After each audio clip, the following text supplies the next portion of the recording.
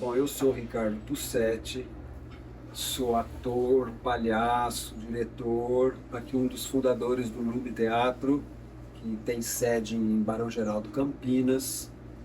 O Lube é um centro de pesquisa da Universidade Estadual de Campinas e, ao mesmo tempo, paralelo e simultaneamente, é também uma companhia teatral. Eu não sou de Campinas, sou de uma cidade próxima a Campinas, bem pequenininha, que chama Pinhal. Nos meus 15 anos, assim, mais ou menos aos 15 anos, depois de ter feito bastante coisa em teatro em escola, na minha escola e tal, eu resolvi que eu queria fazer isso na vida mesmo, trabalhar com teatro. E eu vim para Campinas, então, com 17 anos, para fazer o Conservatório Musical Carlos Gomes, aqui de Campinas, que é um curso técnico de teatro, que eles têm, é musical, porque foi o primeiro curso, mas eu fiz o teatro, né? Que era desses de formação técnica para conseguir o DRT e tudo isso. E vim com o intuito de estudar teatro, fazer teatro. Então cheguei novo, comecei já a me enturmar aqui com o Teatro Campineiro, que na época tinha um teatro profissional bem legal, assim, na cidade de Campinas. E pensando em fazer uma faculdade de teatro também, né?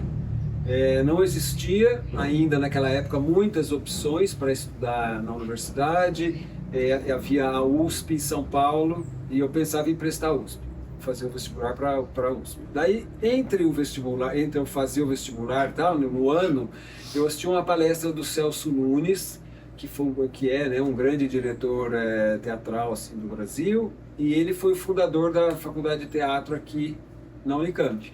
Então, depois da palestra, eu fui falar com ele, vou querer fazer teatro, faculdade e tal, vou prestar a USP, né? E na época ele me falou, não faz a USP é muito boa, tal, mas é muito teórica, é muito antiga, é mais de reflexão do que prática mesmo. Dá uma esperada aí, e depois você presta aqui na Unicamp quando tiver. Eu só sei que eu acabei esperando e até depois eu acabei indo fazer um outro curso antes, até porque minha família ficou, você vai fazer teatro, não vai fazer nada, não vai prestar. Eu acabei prestando biologia na Unicamp, entrei, fui fazendo conservatório, grupos de Campinas, biologia, daí abriu a universidade, eu entrei. Abriu a faculdade de teatro aqui, eu entrei. Mas terminou biologia ou tu... Eu terminei biologia no final. Na época eu podia fazer os dois, né? Mas então, nesse tempo, logo no meu início, eu conheci o Luiz Otávio Burnier, que era meu professor, e ele acabou me chamando, assim, para resumir, assim, para vir fazer estágio no Lume, e daí eu entrei no Lume. Só que... Então foi esse o meu início, assim, de modo geral. Tem algumas coisas, mas eu acho que eu falo depois na próxima pergunta, né? Mas então foi assim, desde jovenzinho, assim, que eu resolvi fazer isso e vim para cá. Então o meu primeiro personagem, assim, de um modo mais, digamos, bem feito, porque na escola você faz um monte de coisa, faz espetáculos, faz trechos de espetáculos, faz coisas que você cria e tal, inventa ali com os alunos e quem está dirigindo, mas assim, o primeiro espetáculo assim, de um texto que existia, com uma pessoa que foi chamada para dirigir, que foi com quem depois eu trabalhei lá, Mônica Sucupira, minha primeira diretora, que a gente fez um grupo fora da escola e tal. Então o texto era O Alto da Compadecida, do Suassuna, e eu fazia o João Grilo, que é um palhaço, né? Assim, é um arquétipo do palhaço. Tem toda a estrutura do palhaço, as duplas que ele tem, né? Do Chicó, ou com o Diabo, ou com a Nossa Senhora, sei lá, ele tem essas duplas, e ele dá mesmo essa costura cômica, né? De toda a narrativa. E eu me lembro daí sim, uma coisa que ficou muito marcante assim para mim foi que você ensaiava o ano inteiro para fazer uma apresentação no final do ano, como é em escola e tal, né? E eu lembro que tinha uma cena que era eu dialogando com o meu amigo Vanderlei, eu me lembro o nome dele até hoje, que fazia o Diabo. E tinha uma briga dos dois. Os dois discutiam, falavam, ia ficando meio assim um conflito ali do João Grilo com o Diabo. E no ensaio, esse Vanderlei, meu amigo, o Diabo, né, chegava uma hora que ele ficava muito bravo com o João Grilo e ele batia o tridente do Diabo no chão. E era isso, né, no ensaio e tal. quando chegou o dia da apresentação, fui me empolgando, né? Porque acho que quando tem o público, daí também dá esse up, né? Na tua atuação. Dá um gás, né? Num gás maior, né? Então, quando chegou nessa cena da briga aí com o diabo, a gente começou a fazer e a coisa estava muito mais assim do que era em ensaio e tal. E quando o Vanderlei fez essa ação de ir bater o tridente, eu, sem pensar, eu pus o pé na frente e deixei o tridente pegar no meu pé. Obviamente foi um improviso, mas doeu mesmo de verdade. Eu saí assim, né, pulando, dando o texto, errando o texto, improvisando e tal. E o Vanderlei ficou sem saber o que fazer, porque ele não imaginava. Esperava, né? E ao mesmo tempo ele teve que seguir. E eu me lembro claramente da plateia inteira rindo muito, né? E daí eu tive essa sensação assim, nossa, que coisa maravilhosa isso, né? E foi um pouco daí que eu decidi que queria vir para fazer teatro, mas já com uma coisa na cabeça de que eu gostaria de trabalhar, de ser palhaço, né? Eu tinha muito poucas referências de palhaço. Então, entrando um pouco em coisas de referência, mas a minha referência de infância era muito do cinema, porque, né, isso aí é a década de 70, né? Eu nasci em 64, então numa cidade pequena como a minha não tinha nada além de cinema, que aliás eram 2 grandes cinemas, era maravilhoso, cinemas grandes mesmo, e onde você podia assistir, por exemplo, na minha época, Mazzaropi, daí tinha entre um filme e outro, às vezes tinha curtas do Charlie Chaplin, filmes pequenos mesmo, ou do Gordo e Magro, então são episódios, né? Então a minha referência eram esses palhaços do cinema. E também Sessão da Tarde, que tinha Jerry Lewis, que passava praticamente todo dia na Sessão da Tarde, então foi um palhaço que me marcou muito. E além disso, acho que o grande encantamento numa cidade daquela era o circo. Quando, uma vez no ano, uma vez a cada 2 anos, 1 ano e meio, sei lá, eu vinha a algum circo na cidade. Então, de ver os palhaços, de ver esse universo encantador, assim, encantado do circo. Na época eu me lembro que era muito comum, eles chegavam, né, e já iam para o terreno lá onde eles montavam e faziam, sabe, quase todo dia, o dia sim, dia não, antes de estrear, faziam aquelas... cortejo, né? Faziam os cortejos, né, e na época às vezes tinha circo, tinha o elefante, mas os palhaços, malabar. Então era uma coisa meio... muito fora do cotidiano. Lembra aquela, não sei se você leu 100 Anos de Solidão, que tem os ciganos que chegam na cidade trazendo todo outro mundo, um encanto, né? Um encanto, né? Então isso do palhaço já estava comigo. E essa cena, esse momento, digamos, do Alto do Compadecida me fez realmente, meio intuitivamente, querer seguir por esse caminho. Daí vim para Campinas, falei isso do conservatório, mas paralelo ao conservatório eu comecei a trabalhar com um amigo meu, da minha classe lá do conservatório, uma dupla de palhaço, mas completamente assim, sem noção, porque não existia curso de palhaço na época, isso já era 83, né? Então não foi uma coisa que os cursos vieram depois, né? Extinto, né? Extinto, era de pegar as suas referências e se vestir, assim, muito com a influência da tradição, do circo, tal, o jeito de fazer, e a gente fazia festa de aniversário, os dois. Só que a gente não ia fazer, a gente falou, não vamos lá ficar brincando com criança, vamos tentar fazer alguma cena. E a gente fala que a gente vai apresentar e vai fazer um espetáculo, uma cena, 2 cenas, alguma coisa. Então a gente começou a testar isso foi um grande aprendizado, porque era uma festa, então era aquela 30 crianças, ou seja, você tinha que fazer alguma coisa assim, no mínimo que segurasse, que prendesse a atenção, interessante, fosse interessante e tal. Então foi um pouco de uma maneira mais concreta que eu comecei. Logo, então isso foi em 83, tipo 85 mais ou menos, eu comecei a fazer o que foi para mim o grande início da minha formação, que eu botei na cabeça também, que eu ia sair de palhaço todo sábado. Também da mesma maneira, assim, completamente na orelhada, na intuição, assim, das coisas que eu tinha visto. Então eu me vestia de palhaço no sábado de manhã, sempre adorei, até hoje eu adoro a figura clássica do palhaço, mesmo que o que eu faço não é necessariamente clássico o tempo todo, mas eu também adoro, sabe, gags e tudo isso. Mas daí eu saía da minha casa e tinha que ir, um objetivo meu era ir até o centro de Campinas, que davam vários quilômetros, e voltar. A pé. A pé, como palhaço, andando na rua e tal, né? Isso eu fiz durante 3 anos, praticamente todo sábado. Para mim foi a minha grande base de formação, que deu muito. Depois eu trabalhei com muitos mestres, a gente pode falar disso depois, mas essa capacidade de improvisação, de se relacionar com a coisa que acontece no momento, de explorar os espaços onde eu estou atuando e descobrir coisas do espaço que eu posso trazer para o espetáculo, para o número, para a cena, né? Então foi isso, onde eu aprendi demais, assim.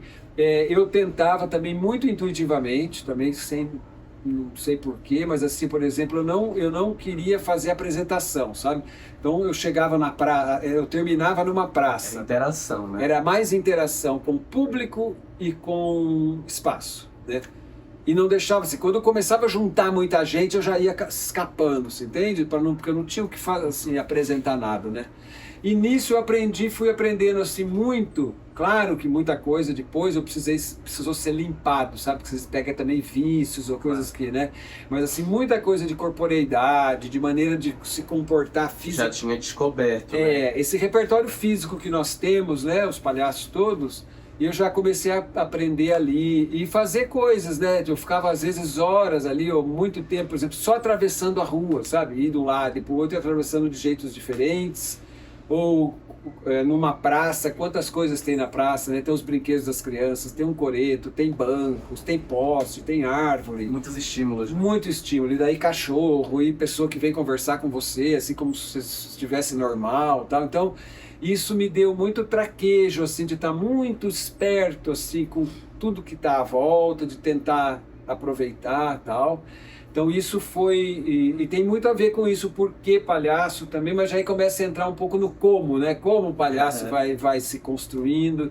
Então essa foi a minha primeira grande base, antes de ter contato com o Bournier, e daí trabalhar com ele de uma maneira mais metódica a primeira vez, assim. O Lume, quando a gente começou em 85, eu cheguei 1 ano e meio depois, começou o Bournier e o Cime, daí eu chego.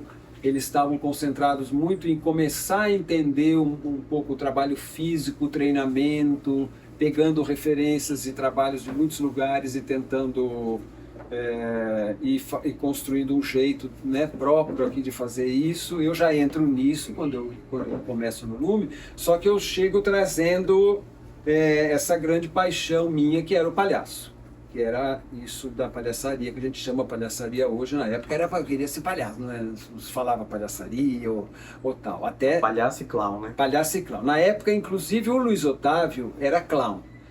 Falava clown porque simplesmente uma coisa de língua mesmo, não que ele via diferenças assim. Depois a gente pode até entrar um pouco nisso se quiser, mas assim, porque ele teve uma formação toda, não toda, ele também fez o mesmo conservatório aqui em Campinas que eu fiz, e depois foi para a França. Então a formação dele foi toda na França, com essa escola francesa de palhaços e tal. Lecoq, Philippe Gaulier, Yves Le Breton também, que trabalhou também com os 2 mestres, era mais velho que o Bournier, então também já era mestre dele e tal, que é essa escola francesa e tal, e ele falava clown, porque ele, quando ele voltou, ele passou 11 anos na França, ele foi para lá com 17 anos também, do conservatório ele foi para lá.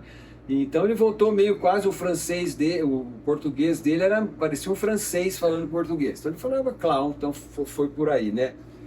Então o Lume, quando a gente começa pouco a pouco a desenvolver os nossos trabalhos de treino, de que tipo de teatro a gente gostaria de fazer, logo há uns 2 anos depois que eu ficava no pé do Luiz, eu quero trabalhar palhaço. Eu até tinha uma bolsa de estudos que eu consegui na Unicamp, que fiz uma pesquisa de palhaços, fiz 2, inclusive, uma de palhaço de cinema, outra de palhaço de circo e tal. E eu ficava no pé, daí ele foi quando ele criou essa história do retiro de iniciação do Lume, né? De trabalhar palhaço, porque ele pegou um exercício básico do Philippe Gaulier, principalmente, mas também do Lecoq, que eu chamo picadeiro, né? Que a gente chama picadeiro, sei lá, ele chamava picadeiro. Você vai, então tem todos os outros alunos, que são público, tem o Messier Loyal, que é o dono do circo, que era o Lecoq, que era o Gaulier, E daí chega um aprendiz lá que vem na frente do público, e é aquela coisa de que você vem conseguir um emprego no circo, né? E então isso era... Ele pegou esse exercício e extrapolou, assim, e falou, ok, o retiro, a gente vai ficar em retiro de 18 a 20 pessoas, ninguém entra, ninguém sai, só nós. E essa situação de retiro, onde aquele aprendiz está muito exposto ali, está na frente das pessoas, ou a qualquer momento o foco está nele, era meio 24 horas, porque era tanto nos trabalhos, nos exercícios, nos treinos, quando ele volta, epa, você aí, olha lá, e já pegava a pessoa e já começava a trabalhar, jogava meio foco na pessoa. Ou podia ser, inclusive, no intervalo, quando estava ali, daí quando ele via alguém, uma coisa meio interessante que ele queria trabalhar, pumba, já voltava o Messias do Ayala, era 24 horas, ele não desligava nunca, o Bournier. Então ele pegou esse exercício e extrapolou no máximo que isso podia dar e criou essa coisa do retiro. Saiu um pouco do lugar do só exercício e virou cotidiano. Virou um cotidiano e virou uma vivência muito forte, porque daí eram aquelas pessoas trancadas ali trabalhando o tempo todo mesmo, né? Isso que a gente fez aqui da noite de palhaço, aquilo ali teve dia de palhaço, era muito intenso, né? Então, então daí foi a minha primeira iniciação, mas assim, mais, né, daí com método, não isso que eu fiz na rua antes, que eu me iniciei isso na louca ali, com o público, com o espaço, né? Porque então a gente começou a criar o nosso próprio trabalho, não do nada, com referências de Grotowski, de Eugênio Barba, da japonesada toda, de Butoh, o Luiz Otávio teve esses 11 anos na França, ele trabalhou com todo mundo. O cara era, assim, ele era muito fuçado, assim, ele ia atrás e ficava sério e tal, né? Então ele trouxe muita coisa, só que ele não queria que a gente, ele falava assim, eu sou mestre do Decru, eu sou assistente do Decru, eu não quero vir aqui ensinar mímica para vocês, não quero vir aqui e ficar fazendo igual o Grotowski faz. Então ele queria que a gente descobrisse o nosso próprio trabalho. Então isso é a primeira coisa que eu acho que a gente leva, eu e os outros do número levam para a pedagogia nossa. Que a gente tem muita coisa para trabalhar, muita referência, só que a gente não quer dar uma fórmula. Vocês vão fazer isso, ficar fazendo isso. A gente usa esses elementos para poder ajudar a pessoa a descobrir, a se ficar mais consciente, ou tem uns para descobrir mesmo porque não tem a mínima, outros para ampliar essa consciência do que ela já tem como potencial, né? Tá, então foi esse jeito de pedagogia que ele trouxe, e logo depois que a gente começou a ter, porque no início não tinha nada, a gente ficava horas nas salas sem ter o que fazer mesmo. Ele falava, o que eu faço? O Simi fala isso até na demonstração dele amanhã, é uma frase que ele falou, ok Luiz, tá bom, tô aqui, o que eu faço? O Luiz olhou para ele, não sei, faça. Então essa era um pouco, o cara ficava horas ali fazendo coisa, eu fiquei horas também, né, era horas mesmo, né. E daí quando a gente começou a ter trabalho, já mais concreto, já entender as coisas, ele começou a falar, ok, tudo bem, a gente tem isso, só que agora a gente tem uma responsabilidade, nós somos parte de uma tradição, né? Tradição dos palhaços, tradição do teatro físico, de tudo isso que a gente foi bebendo, mas nós temos também uma responsabilidade com essa tradição, a gente tem que passar essa tradição. A nossa tradição aqui no Lume, ela é a nossa, a gente pegou as coisas e recriou o nosso jeito, estamos recriando o nosso jeito de fazer, construindo o nosso jeito de fazer. Só que a gente tem que passar para as pessoas também. Foi aí que a gente começou também a abrir para estágios, para dar cursos, começamos a fazer curso. O Luiz Otávio ele fez o primeiro retiro de iniciação de palhaço, foi em 89. Teve um segundo em 91 que ele fez. O segundo, na verdade, ele fez acho que 2 em 99 e 2 em 91, uma coisa assim. Não, 1 em 91 e 1 em 92, acho que ele fez 3 ao todo. 3 ao todo. E dessas pessoas que faziam o retiro, elas queriam continuar. Os que estavam aqui próximos, São Paulo, Rio, Minas, Campinas, eles vinham. Eles queriam continuar. Então ele falou, ok, vou fazer umas assessorias. Então ele dava uma assessoria, sei lá, um final de semana a cada não sei quanto tempo, e as pessoas vinham para meio que continuar, porque no retiro era uma iniciação. Você saía ali com coisa, mas você não era um palhaço ainda, você não sabia o que fazer com aquilo. Na assessoria que você começava a aprender a coisa do corpo, a coisa mais concreta, a entender um pouco qual era a graça, como é que você conseguia chegar numa cena e tudo isso. Mas ainda muito incipiente. Daí chegou um belo dia, acho que foi em 92, que eu tinha sido iniciado em 89, em 91 eu fiz de novo a iniciação e em 92 eu fui assistente dele.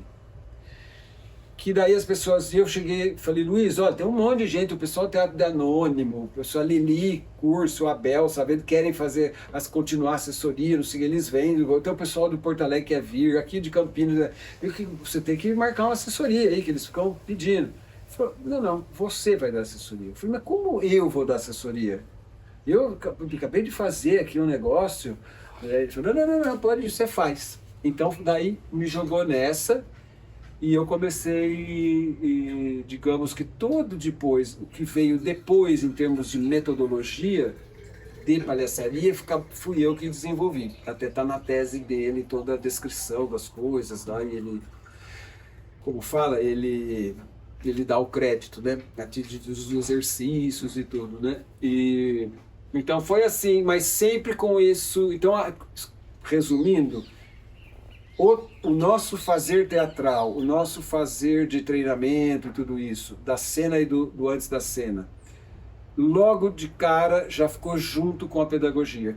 Então, o porquê professor é porque ele falava isso da responsabilidade da gente passar para frente e ajudar as pessoas a criando as suas próprias tradições, que vão estar como uma árvore, né? Ele falava, a tradição é uma grande árvore, nós somos um galho aqui, bebemos ali, mas aqui é diferente, daí vem outro e assim vai. Então, se a gente olha hoje, depois de 40 anos, vai ser 40 anos do Lume o ano que vem, o tanto de frutos, digamos assim, de pessoas que passaram com a gente, de trabalhar diretamente, de trabalhar com gente que trabalhou com a gente, porque agora já são vários, né?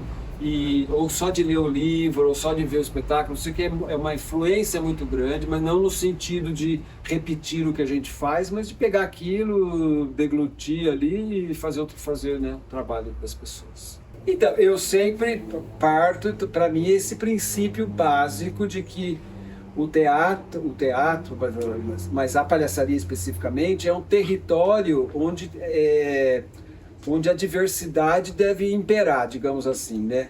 Existe uma linguagem da palhaçaria, existem princípios, existe um esqueleto de coisas que a gente, todos palhaços, a gente não consegue fugir daquilo, porque aquilo é básico. Então, você ter, por exemplo, um simples coisa, a coisa da triangulação, que é do trabalho de máscara e da palhaçaria. Não tem quase como você fazer um negócio sem abrir, mesmo que para cada palhaço, essa abertura para o público é diferente. Tem palhaço que ele não dá tanto foco na coisa individual, ele pode ser um pouco mais geral, mas senão ele não é uma pessoa fechada em si mesmo, né? Dentro da palhaçaria tem isso de abrir o mundo, né? Mesmo tendo todos uma coisa que a gente não consegue escapar, que faz parte da palhaçaria como um todo geral, a diversidade de como cada um lida com isso, né? Então, eu acho que um bom professor de palhaço é aquele que consegue ver cada um e tentar puxar aquele fio para cada um, né? Nós aqui nunca vamos fazer um trabalho de palhaço, uma coisa geral, ou seja, é muito individual o trabalho. E daí, a relação que se cria, para mim, é como... Quando eu estou ensinando, é como se eu estivesse palhaceando, assim, junto com os alunos. E também, isso também um pouco na pedagogia do Lume, a gente não se coloca acima, no sentido de que nós sabemos, o aluno não sabe. Eu, quando estou lá com vocês essa semana, por exemplo, eu tenho hora não que eu não sei o que fazer, eu tenho um repertório muito grande de coisas para fazer, mas eu fico tentando entender o que o grupo precisa. Então, muita coisa que eu fiz, não sei se muito, mas várias coisas que eu fiz, por exemplo, com o grupo do ano passado, eu não fiz com vocês. Fiz coisas com vocês que eu não fiz com os outros. Você entende? Porque isso não se adaptando. Eu vou adaptando, é uma relação humana. Então, acho que um professor de palhaço, assim como para ser um bom palhaço, uma boa palhaça, você tem que estar muito envolvido nessa relação humana que é verdadeira, no sentido de ser A gente fala uns termos verdadeiro, parece uma coisa religiosa, né? Assim, mas não, verdadeiro no sentido é aquilo ali, tá todo Visceral. mundo vendo que é aquilo, é humano, é físico, é visceral. Quem está vendo de fora está vendo que é aquilo, não adianta você ir para outro lado, você não está sendo honesto, entre aspas, no sentido, você está evitando o que está acontecendo. E então a relação que se estabelece com o professor, para mim, tem que ser essa também. Eu acho isso muito mais rico para um e para outro. E daí o Luiz falava uma coisa que também é um dos jeitos nossos de trabalhar, ele fala, nós somos como se fôssemos irmãos mais velhos do aluno ali, não é pai que chega e... Não é irmão, mas também sabemos umas coisas, já fizemos umas coisas a mais, mas também não sabemos muito, a gente vai descobrindo junto, porque o trabalho do palhaço não é isso, né? Quando ele entra na cena, por mais que ele tenha o seu número bem direitinho, quando ele abre para o público, ou quando ele está no momento, aquilo ali pode ir para qualquer caminho, né? Ou se ele tem, sabe, o número dele tem isso, daí tem umas bolhas, né? Que tal. Só que para chegar aqui, esse caminho é infinito, as possibilidades, né? Então eu acho que, para mim, como um bom professor, ou pelo menos do jeito que a gente tenta, eu tento, especificamente aqui no Mundo de Palhaçaria, é me colocar na mesma coisa, a gente vai descobrindo junto. Por mais que eu olhe ali para a pessoa, eu sei o que eu estou querendo tentar fazer ela experimentar, mas a maneira vai ser muito de como a pessoa vai também me dando material ou vai me mostrando os caminhos, né? As minhas primeiras referências de mestres assim foi de ver, então principalmente os do cinema. Aí eu cito alguns nomes, né, de cinema e TV mesmo, né, também. Então o Mazzaropi, brasileiro, né, Mazzaropi. Daí na televisão tinha o Arrelia e o Pimentinha, na minha época tinha o Torresmo e o Puruco. Aliás, o Torresmo, que é a família Queirolo, tradicional, chilena, ele nasceu na minha cidade quando o circo chegou lá. Eu conheci todos eles para esse projeto que eu falei de circo na Unicamp, né? Basicamente esses de circo que infelizmente eu não tive a chance de ver no circo. Mas daí Mazzaropi, né, daí tinha o Jerry Lewis, daí tinha Oscarito, Grande Otelo, que ainda a gente via em sessão da tarde, aqueles filmes lá da Atlântida, né, na época áurea do cinema brasileiro, a Dercy Gonçalves. Daí tinha programas maravilhosos, não o que chegou na gente hoje, que tudo bem, eu não gosto, pessoalmente não que eu não gosto, mas não era no mesmo nível, mas por exemplo, a Praça da Alegria, que era com o pai do Nóbrega agora, do Carlos, era o pai dele, e os cômicos eram uma coisa absurda, né? Então tinha a Catifunda, tinha o Jacinto, que era um caipira, o próprio Anquito, era, se eu não me engano, também da família do Oscarito, porque esse pessoal todo veio de circo para a TV, né? Tinha alguns daqui, os Trapalhões. Então eram todas referências muito fortes, de gente muito boa, né? O Ronald Golias, que é um gênio. O Costinha, que também é um gênio um gênio e um transgressor, né? Porque o que ele fazia na televisão, assim, essa coisa sexual, era uma coisa bem para a época, assim. E claro, tudo analisando de um ponto de vista... Claro, se hoje em dia a gente analisa muitos desses do ponto de vista do que virou a cultura, ou a política, ou as temáticas, a gente teria questões em relação ao humor dele, mas eu estou falando deles na época... Não ser anacrônico, né? Na época deles lá, né? Que eles trabalhavam com coisas que hoje, se você mexer, é problemático. Mas em termos da técnica deles, sabe, do humor, assim... Tempo das piadas. Eram muito bons mesmo, né? E eram palhaços mesmo. Por mais que mesmo o Jacinto, por exemplo, ele fazia um tipo cômico. Mas é muito ele o jeito do que ele fazia, né? E os grandes do cinema também, né? Que não dá para deixar de falar, que é o Chaplin, o Buster Keaton, os meus preferidos, que são o Gordo e o Magro e tal. Esses foram, né, desses de ver. Não existia livro, não existia curso nessa época. Daí o outro grande mestre para mim foi o público e a rua. Foi a minha base. E depois daí eu começo com as pessoas. Então eu não tive tantos. Eu fui muito sortudo, talvez, porque eu já pego o Luiz Otávio de cara, que era muito bom. Tinha trabalhado lá na França, tinha depois foi assistente do Decru, foi assistente do Goulier, trabalhou em dupla com o Yves Le Breton, então ele tinha um conhecimento muito grande dessa área também. foi meu primeiro mestre. Na universidade, na faculdade de artes cênicas lá do campo, eu trabalhei com a Maria Helena Lopes.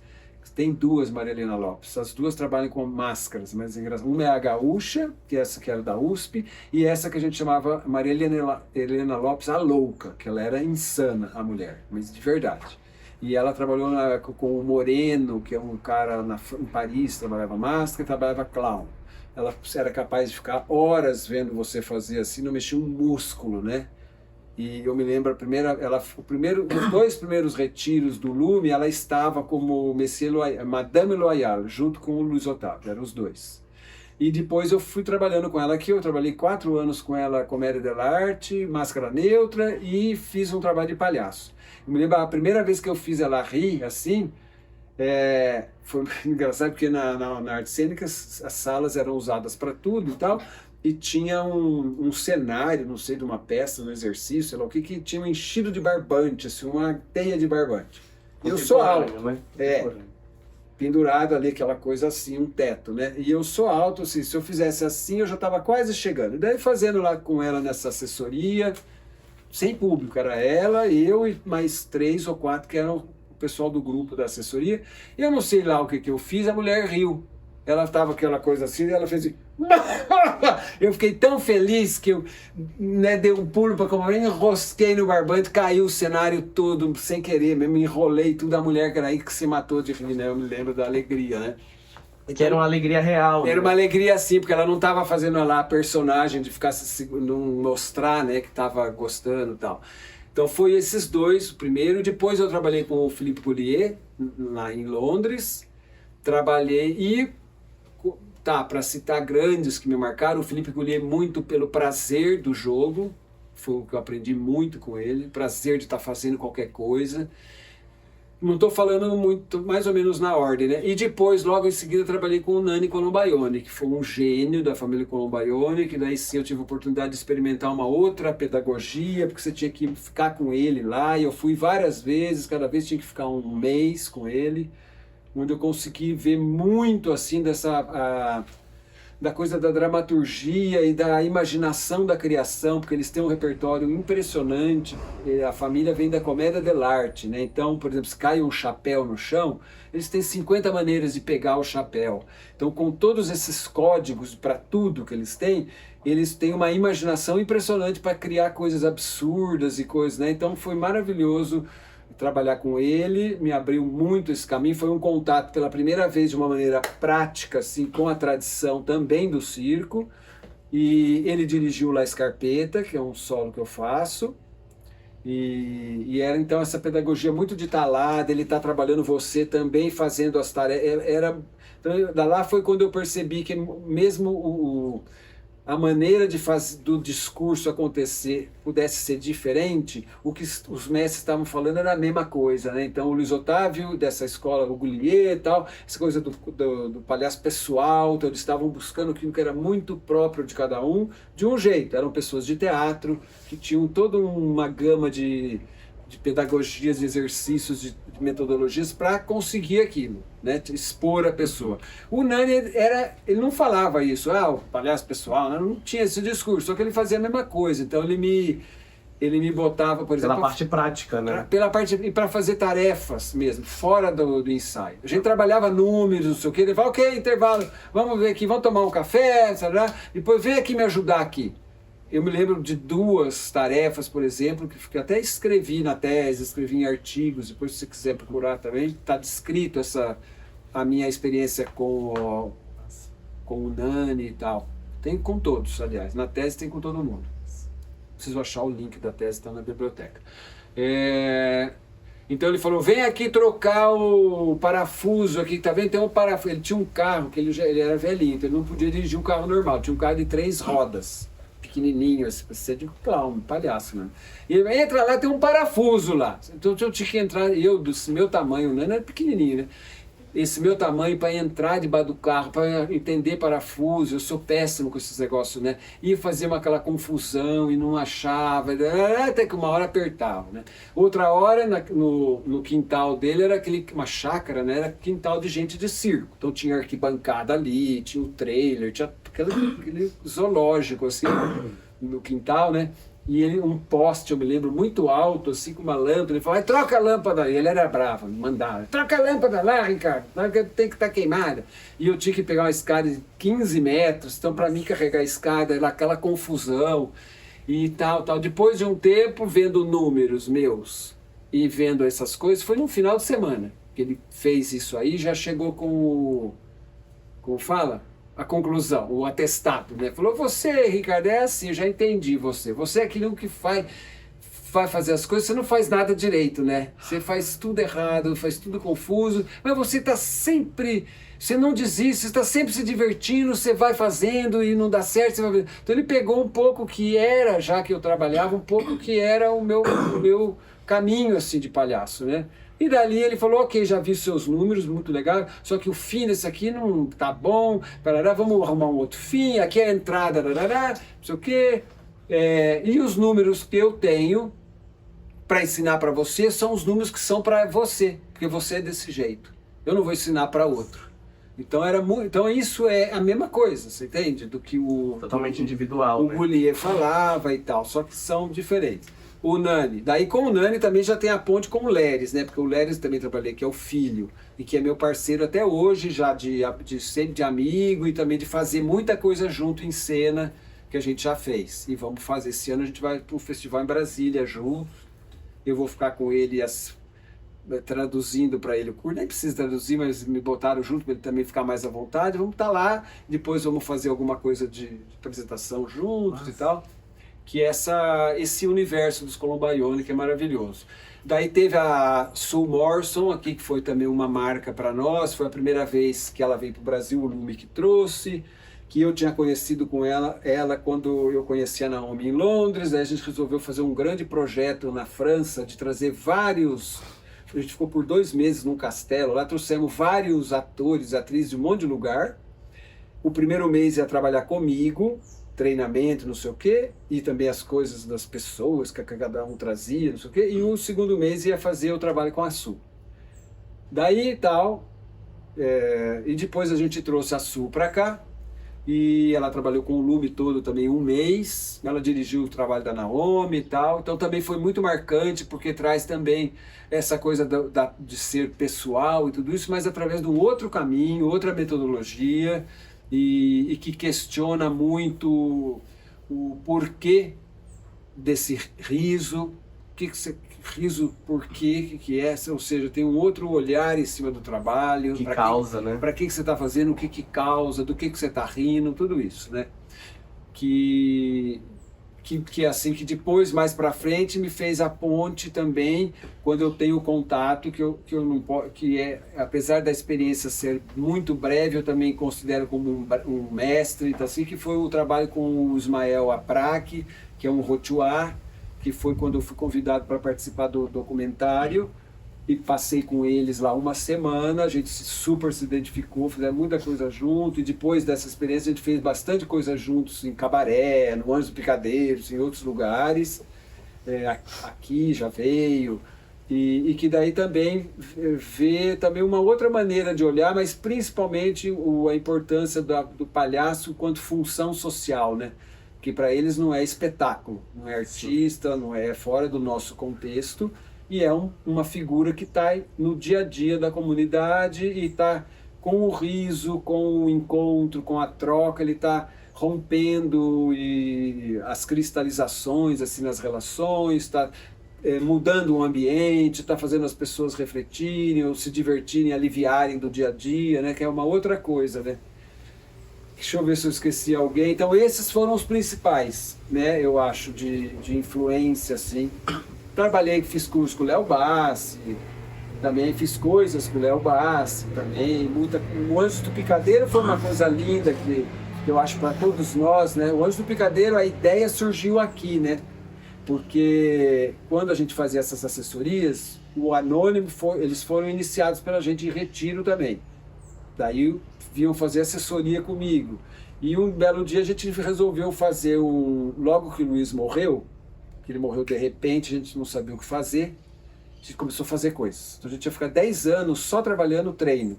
Em 3 meses a gente fez um monte de espetáculo. o Que Nossos, que é meu solo, que o Luiz estava dirigindo, não terminou, eu estreiei, daí o Contadores de História eu dirigi com os outros, daí eu fiz um Michord em Marcha Ré menor, que é um espetáculo com o pessoal que estava há 4 anos fazendo assessoria comigo. Paralelo, a gente fez vários festivaizinhos de palhaçaria, assim, um que chamava Sorrisos de Outono, que o Anônimo veio. Eles tinham uma Kombi na época, não era o que o Anônimo virou, né? Estava bem aquele grupo iniciando, assim. E daí, com toda a experiência, veio um monte de gente, todos os palhaços juntos, e apresenta, e de noite, daí faz coisas na sala do dia, daí sai pra festa, né?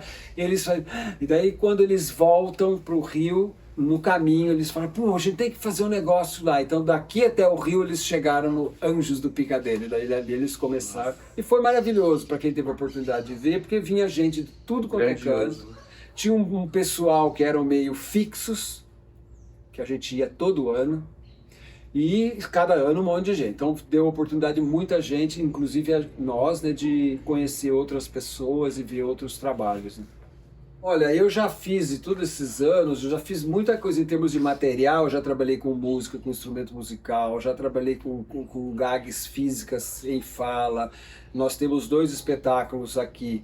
O primeiro nosso, que era um trio, eu, o Simeone e o Bourdieu, que era totalmente sem palavras, depois um de dupla, eu e o Simi, que ainda está aí, né, que é também sem palavras. Quando eu vou, então, assim, nos meus primeiros, sei lá, 10 anos, não sei, de palhaçaria, eu não falava, a não ser sons. Daí, quando eu vou trabalhar com o Nani, ele viu eu trabalhando, ele falou, não, mas você não fala. Eu falei, eu não falo, não tenho, assim, graça. Se eu falar, ele falou, não, tudo bem, eu sei, eu vi, o seu trabalho é assim, mais corpo mesmo, só que fala. Fala qualquer coisa. Ele me ensinou um número, que foi o número que ele ganhou o Clown d'Ouro, né? Que é tipo o Oscar dos palhaços lá, da cadeira, com tudo em rosco, com uma cadeira e tal. Fala com a cadeira, fica murmurando, resmungando. Fala. Então daí eu comecei a falar. Tanto, por exemplo, o Cabaré Efêmero que eu fiz outro dia, vocês viram, eu falo bastante. Às vezes eu vou para outro lugar, eu falo menos. Então, eu sinto que eu tenho muito... Eu transitei em fazer coisa para criança, que nem eu falei no início, eu fazia. O Nani falava, palhaço tem que fazer para todo o público. Você pode fazer até o mesmo número, você tem que mudar ali, fazer alguma coisa que é para criança, muda o ritmo, tira isso aqui que não é para criança, né? Ou vai fazer, já fiz muita coisa, trabalhei com nariz, trabalhei sem nariz, às vezes a gente faz cabaré aqui, que meio vale qualquer coisa, é o mesmo palhaço. Isso, se tem uma coisa que eu vejo assim, que para mim, que tem palhaços, por exemplo, a Ângela de Castro, que é outra amiga, uma grande palhaça brasileira que mora em Londres, que trabalhava, era a dupla do Slava, no Snow Show, antes do Snow Show virar uma Disneylândia, né? Então eram os dois só. Ela, por exemplo, é um outro jeito, ela é uma palhaça tipo Fernando Pessoa, lá, que é coisa esquizofrênica, né? Que eu tenho, como é que são os heterônimos, né? Então ela tem 5, pai, é o Souza, é não sei quem, um é homem, outro é mulher, outro é... Pra mim, tá tudo dentro. Então, se eu vou fazer um cabaré aqui em que eu tô trabalhando uma vibe muito louca, porque é a meia-noite, trabalhando com o tema, outra coisa, tô até sem nariz, é igual. A maquiagem é meio igual, em vez do nariz tá uma coisa vermelha, não sei o quê. Quando eu morei na Inglaterra 2 anos, que lá, por exemplo, eles são muito palhaços, então eu trabalho de palhaço maravilhoso, só que não é para eles, não é palhaço. Eles têm um certo preconceito porque eles ligam com palhacinho de circo por causa do negócio americano de palhacinho, assim, vamos chamar assim, muito estereotipado. E então eu fazia cabarés lá, eu ia assim, só com... Era a minha maquiagem estilizada, sem nariz, e mesma coisa, as roupas igual, na lógica e tudo, fazendo coisas parecidas e tal.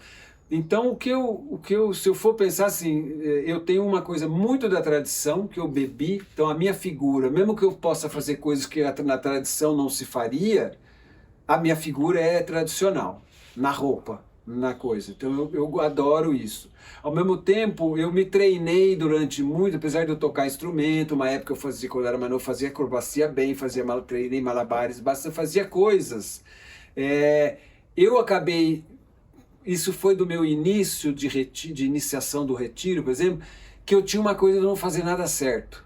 Porque eu tenho muita dificuldade na vida com coisas práticas de de coisas mesmo, de essas coisas, trocar chuveiros. Eu sou um desastre para essas coisas, sou desastrado, eu sou capaz de fazer assim, eu vou embora e entrar aqui, ó, no batente da porta toda hora. Minha filha mais velha é igualzinha. A gente é grande, alto, não sei o quê. Então, eu peguei isso eu não faço nada certo. Às vezes e eu acabei desenvolvendo uma coisa que é muito menos no que eu faço, mas é na minha figura. A minha figura de palhaço, ela existe sem nada. A rua também me ajudou muito isso. E é muito relacional. Eu trabalho muito com as pessoas no sentido de aproveitar. Então isso acaba sendo o estilo. E o erro, e fazer tudo errado. E ter uma coisa mental que não tenha exatamente a ver com a fala, mas com a associação de conseguir pegar coisas e virar imagens que a pessoa não imagina, que associou e tal.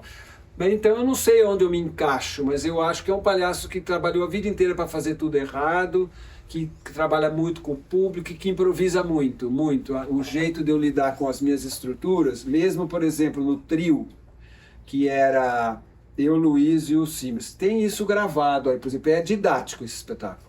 Lento, que é uma coisa, que para o teatro se instalava uma coisa quase de butô, porque era muito lento. E era não sei o quê, público, daí vai fazer... Se isso era assim, durava 1 hora e tanto assim. E mesmo ali, eu ainda tinha os momentos que eu improvisava. E o Luiz falava, não, ali, deixa ele ali. E tinha o branco, que era o Cime, o Luiz Otávio no trio, quando é trio, né, tem o branco e tem o Augusto, e tem um que vai para lá e vai para cá, tipo 3 patetas ali, né? O Mo, que é o branco, baixinho, com aquela franja, o Larry, que é esse contre-repitre, que o Luiz chamava, que é esse que uma hora tá com o branco, uma hora tá com o Augusto. E tinha os vários Augustos maravilhosos, os gordinhos, careca, os Curly Joe, Curly não sei o quê, e o Champ, que era um magrão, assim. Então, o Luiz Otávio era esse. O Cime era o branco, na época até bem rígido, porque a gente estava começando, então ele defendia a estrutura. Tipo assim, ele fazia tanto eu como o Luiz Otávio, vamos voltar para o negócio. Era um pouco isso. Depois ele virou um branco maravilhoso, porque daí ele virou estúpido também, e não só fazendo isso. Então, daí com o Cravo Lírio Rosa tem momento ali que o Cime sai, eu ficava, quando eu perdia o tempo, assim, ficava tipo meia hora sozinho com uma bola, né? Depois você vai também se tocando, não precisa ser meia hora, dá para ser 7 minutos, tá bom, né? Então, porque então eu tenho isso do improviso. E por exemplo, no La Scarpetta, ou mesmo assim, o La Scarpetta é uma estrutura que eu trabalhei com o Nani, pá. Só que eu entro e saio dessa estrutura o tempo todo. Ela é bem frouxa. Então isso é um estilo que os palhaços lidam de uma maneira diferente com estrutura. E o cabaré efêmero não tem estrutura nenhuma. Então isso também faz parte do meu jeito de fazer. Né? É o jogo. Primeiro a coisa do treinamento físico com o olhar para a palhaçaria, para tentar trabalhar e chegar num corpo que brinca, que eu falo. Ou seja, a partir de elementos que são dados, a ideia é não fazer bem tecnicamente, mas a partir daquilo para onde te leva cada um dos aprendizes ali, para estar em contato com o próprio corpo e descobrindo e aprendendo com o próprio corpo. E se divertindo com o próprio corpo. Então isso é uma gama de exercícios que tem. É uma característica daqui do Lume também, que puxas para a palhaçaria. Isso, exatamente. Isso é uma coisa. Daí tem uma outra categoria que eu chamo dos picadeiros, que pode variar, como eu falei, depende do grupo. Um picadeiro, por exemplo, é aquele trabalho que a gente fez de correr e olhar, de pular cela e olhar. Ou seja, ou das entrevistas. Ou, se precisa, um picadeiro mais no estilo do retiro. Para tudo, vai ficar meia hora, 40 minutos, 1 hora ali, você na frente ali. E eu propondo, e eu falando, ou deixando a pessoa quieta por 10 minutos e ver o que acontece, e ela na frente do público. Então esses do picadeiro, onde a gente vai vendo o que acontece com a pessoa quando ela está em situação de desconforto. Não no sentido psicológico, no sentido de jogo, e principalmente o meu olhar é para ver o que escapa. Então quando às vezes, por exemplo, a gente estava conversando no intervalo, não sei o que, eu olhava, olha a postura do fulano. E daí você vê que a pessoa está toda numa postura excelente. Então, às vezes é no relaxamento, como esse exemplo, às vezes é quando você cutuca, o que sai da pessoa, na tensão. E que são gestos em fuga, gesto em fuite, que não sei em francês como eles falavam, que essas ações que escapam, que pouco a pouco pode virar a corporeidade de cada um. Isso é uma coisa. Então são esses diversos tipos de picadeira, né, que eu chamo. E outra coisa também, mais uma outra categoria, que são a gente trabalhou bastante isso, eu também vejo muito que o grupo está pedindo também, que são isso desses 3 momentos, né, de uma certa entrada, de algo que acontece, e depois o resultado disso, né? O desenho dramatúrgico. Que é um desenho, que é uma célula que está presente, mas simplesmente de uma ação física que te transforma e te joga para um outro estado. Que a gente fez, por exemplo, a corrida, fizemos aquela coisa aquele negócio como chama aquilo? Aquele que você equilibra? O rola-rola. O rola-rola, mas aquele dia eu também tenho muito isso, viu? Às vezes se eu vou ali, invento um negócio. Eu tinha um monte de rola-rola, eu não sei andar. Eu falei, um rola-rola, trouxe o rola-rola. E daí, mas com uma coisa, eu sei o que eu queria trabalhar. Sabia que as pessoas em cima do rola-rola iam mexer. Porque não sabe, um mais técnico não tem tanto medo, o outro tem muito medo. E aquilo ia levar para um outro corpo. Então é isso da ação que afeta, que transforma, que joga esse corpo para um outro nível de energia, de atuação no mundo, vamos dizer assim, e daí o que você faz com isso? Né? E aí tem os momentos que as pessoas estão. Alguns conseguem fazer algo com isso a partir daquilo, outros simplesmente aprendem a se transformar, a se deixar transformar, porque ninguém fica impune ali em cima. Você não sai igual. Então, isso também é uma outra categoria de trabalho. Que pode ser esse, pode ser... E aí, geralmente, tem um pouco com o risco. Que é um risco controlado, mas é um risco. Você pode escapar ali, às vezes toma um tombo ali, ninguém nunca machucou, mas é tudo muito controlado. Mas tem te tira do eixo. E um outro, talvez, para fechar um pouco esse desenho, é a coisa da ideia simples. Que eu acho, para mim, foi uma coisa que um dia eu resolvi falar, uma ideia assim, uma coisa assim, porque o Goulier falava, ele não tinha um exercício para isso, mas ele falava, pro palhaço, o importante é ter uma ideia simples. Daí, você tem que encontrar uma entrada muito boa e um final muito boa. Essa ideia simplesmente você faz qualquer coisa, sabe? Se ele falava, você entende? Então tinha muito isso, sabe? Era o jeito dele. Agora, quando eu pensei na ideia assim, falei, uma ideia, porque daí você trabalha esses 3 momentos, a pessoa vai ter que entrar, né, para fazer. Daí vai fazer, ali ela vai descobrir muitas coisas, está sendo trabalhado. Alguns descobrem, tem um exercício amplo, porque pode servir para só para trabalhar o jeito que ele se conecta com o público. Pode servir para coletar material mesmo, para entender qual é o tipo de humor, qual é o tipo de criação que aquela figura tem, que é diferente da outra. E no todo, treina a entrada, treina a saída, treina a hora que eu perco a entrada, a saída, daí, né? Você vai entendendo coisas que estão nesse esqueleto que eu falei lá. A gente viu quanta coisa sai dos materiais e sai realmente se a gente tem mais 1 ou 2 dias de trabalho, a coisa do objeto entra um pouco da ideia simples também, né? A do objeto tu fez algum... Tu vivenciou, tu também... Do objeto dessa maneira, não. Como chama? A Sue Morrison tinha um trabalho que você tinha que trazer uma coisa muito preciosa para mostrar para o público. Era essa relação. Era essa relação. Eu trabalho um pouco antes dessa que a gente trabalhou antes, o que o objeto te afeta, né? Mas tem muita coisa que eu não fiz mesmo, não cabe, né? Ainda mais agora que eu estou fazendo com mais gente, porque tem tido muita gente, a gente está sempre correndo, mas não trabalhei dupla essa vez, tem todo um trabalho de duplas, toda uma gama de coisas, de exercícios de dupla, mas não deu tempo. Tem exercícios de corporeidade, por exemplo, notícia triste, notícia alegre, que é uma coisa que o Luiz trabalhava muito, que é um exercício muito legal, mas não deu para fazer, que você vem e tem que falar mesmo, mas real. Então, se quiser, porque às vezes varia, às vezes pode falar desde que o meu pai morreu há 2 anos, não sei o quê, como pode falar, eu estava ali, quebrou meu não sei o quê, e para aquela pessoa aquilo é muito triste. E como que isso afeta o corpo? E daí um alegre, que é o oposto. E daí você fica fazendo a pessoa nessa condução de passar de uma para outra, de hora que ela já não sabe mais. E isso cria uma coisa da figura que realmente é o palhaço. Feral, né? E é corpo. Porque ela começa já a não entender mais que história que ela tá. Então tem muitas coisas. Mas basicamente acho que o treinamento, os picadeiros que expõem, essa coisa um pouco mais técnica de trabalhar a ação que transforma, porque eu acho fundamental num palhaço que ele se transforme do início, da entrada até a saída, porque eu acredito que daí a plateia se transforma junto, e as ideias que daí já entrando no universo criativo de cada um.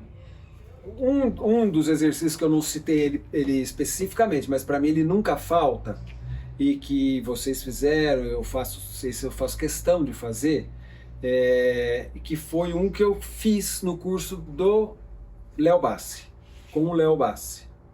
E só que assim ele fazia de um jeito, eu naquele espírito do Louvre de pegar coisa e recriar, então, que é o exercício do foco, da competição pelo foco. E nós tínhamos antes do Léo Bassi, que eu não fiz com você, um outro exercício de foco, que era do Lecoq, trabalhei bastante, isso às vezes quando eu trabalho duplo eu faço, que é uma coisa de trabalhar mais a triangulação. É muito bonito o exercício, são 2 palhaços neutros, com o nariz, um do ladinho da outra, dupla. Então você fica ali, em um determinado momento, é como quando o foco sem fazer nada, que a gente chega naquela etapa. Em determinado momento, quando os 2 estão olhando para o público, algum vai dar uma acendida. É meio uma coisa, e daí as pessoas já começam a olhar para ele, e daí ele se sente no foco, então ele tem que segurar e vivenciar, experimentar esse foco, e quando ele quer, ele passa o foco para o outro, daí o outro recebe e abre, e amplia, e acende. Então é isso também dá muita coisa, porque chega uma hora que você vai soltando, as pessoas já não só fazendo isso, elas começam a fazer coisas, começam a dar problema, começam a dar... Então esse é mais controlado. Então quando eu fiz com o Léo Bassi, era um foco. Vamos competir pelo foco, falava mais nada. E acontecia tudo. Uns faziam sutil, outros faziam... Mas ele dava um número de pessoas ou era todo mundo? Não. Era nessa... A estrutura é aquela. São 4, 5 e vai competir.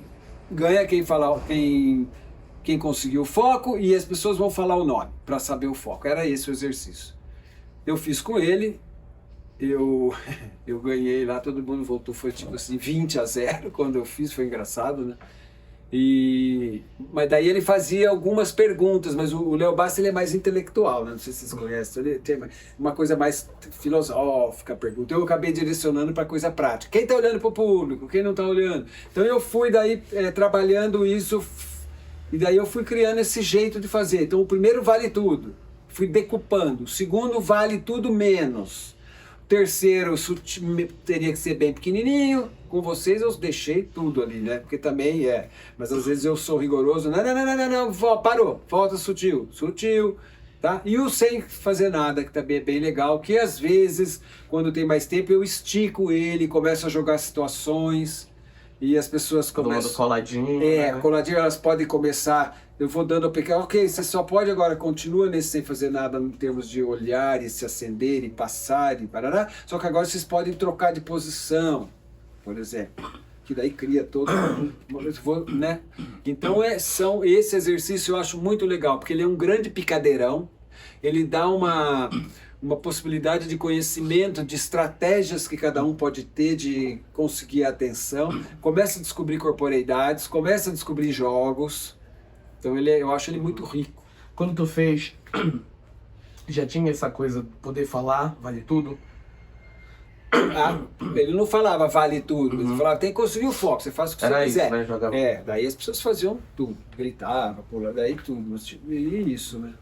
Tá. Só agora o que eu acho, desculpa, interessante nessa coisa, desenvolvimento do exercício das etapas, porque a gente viu isso aí, tem uns que se dão muito bem no vale tudo, E tem outros que se dão muito bem, não sei fazer, né? E você vai dando oportunidade da pessoa descobrir um pouco mais dela. Possibilidades. E tem uns que travam no Vale Tudo, por exemplo, né?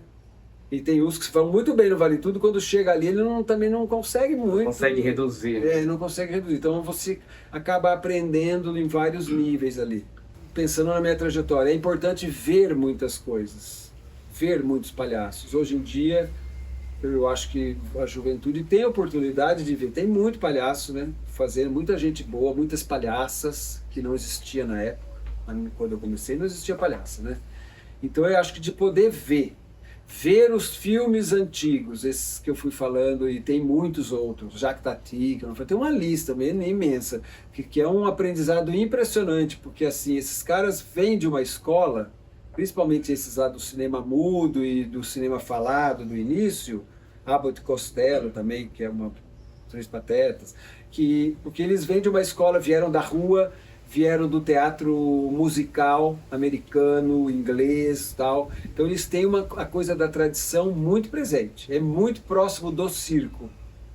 Todo o jeito que eles trabalham. Então é um grande aprendizado. E mas ver com outros olhos, né? Que hoje então tem isso. Por exemplo, eu ouvia falar Grock quando era novo, mas não tinha ideia do Grock. Só que as pessoas falavam, nossa, o Grock. Você não tinha... Depois que veio o negócio da internet, você bota lá, você consegue ver o Grock fazendo.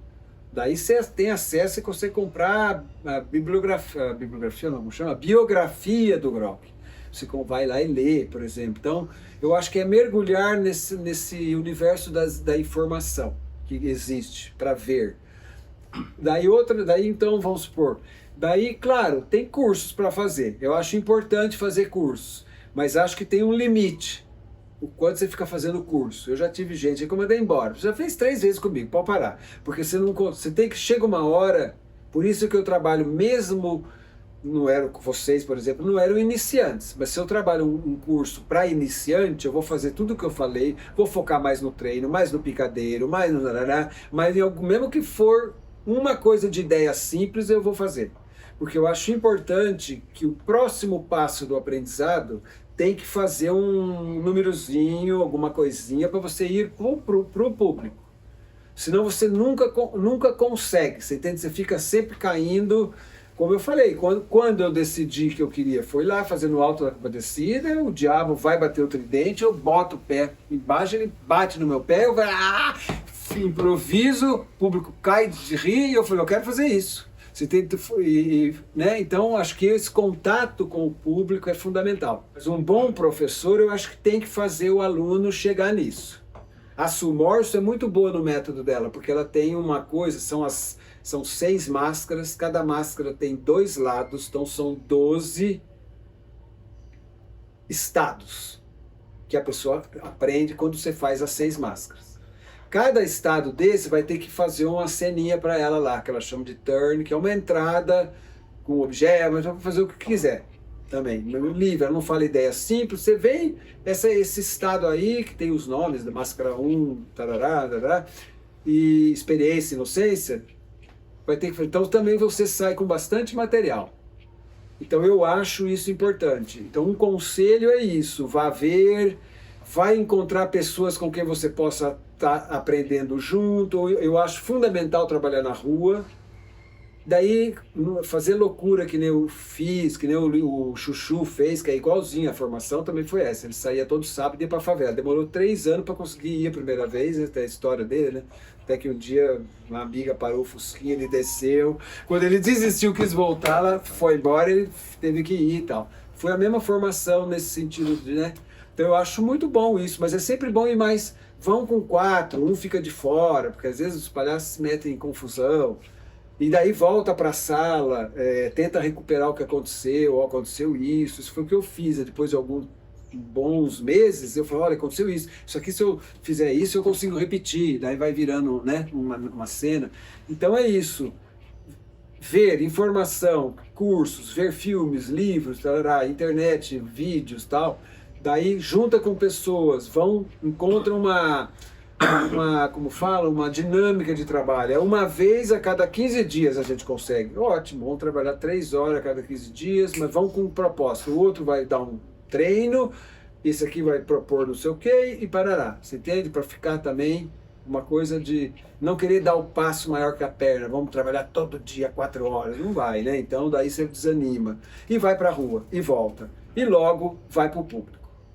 Organiza, eu tô lá em Belém, tem fulano. A gente trabalha para lá. Daqui 2 meses nós vamos fazer um cabaré. Hein? Aonde? Ah, não sei, vamos na praça ali. E vai e faz. Eu acho que é isso um pouco. Fazendo, mas com, sabe, com uma certa consciência, no sentido de se juntar, que tem muitas pessoas interessadas, muita gente boa para dar curso, eu acho. Muitos foram meus alunos, né? 90%, mas tudo bem. Muita gente, mas é que eu fico feliz e agradecido ao Luiz por ter também aberto esse jeito de que a gente tem que passar mesmo. Árvore, né? E é isso, eu acho que um conselho assim. Aí pode se despedir. Bom trabalho aí no seu mestrado. Já é mestrado, né? Vai terminando, né? E bom trabalho, um grande beijo pro pessoal lá de Belém, da Palhaçada, que eu conheço vários lá.